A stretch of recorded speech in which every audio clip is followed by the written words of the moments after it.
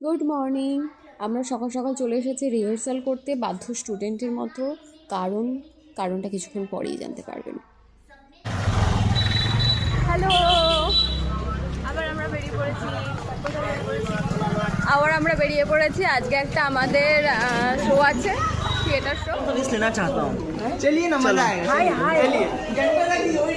স্টেশনে দাঁড়িয়ে আছি, এখান থেকে ট্রেন আসবে, ট্রেনে উঠবো।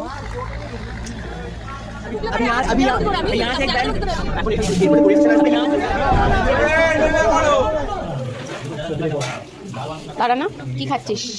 আমি খাচ্ছি সবজি ভাত, ডাল আছে, ভাত আছে। আমি পেটাই পরোটা খাচ্ছিলাম, বাট খেতাম হচ্ছে কি। আমরা একটু বেশি তাড়াতাড়ি চলে এসেছিলাম, তাই জন্য আমরা বাইরে দাঁড়িয়ে ওয়েট করছিলাম। তখনও পর্যন্ত দরজা খোলেনি।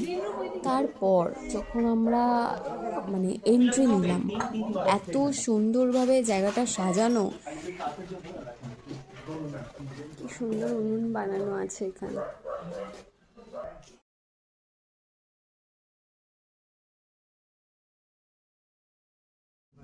हंसी मजाक बस होगा हमारा थिएटर।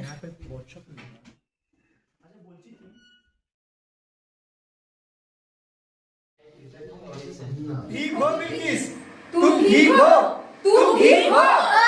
मैं ठीक हूँ। जब सब कुछ जल गया हो तो राख भी एक कंफर्ट बन जाती है। তো আজকের মতো এতটুকুই। দেখা হবে আবার পরের কোনো একটা ব্লগে। টাটা।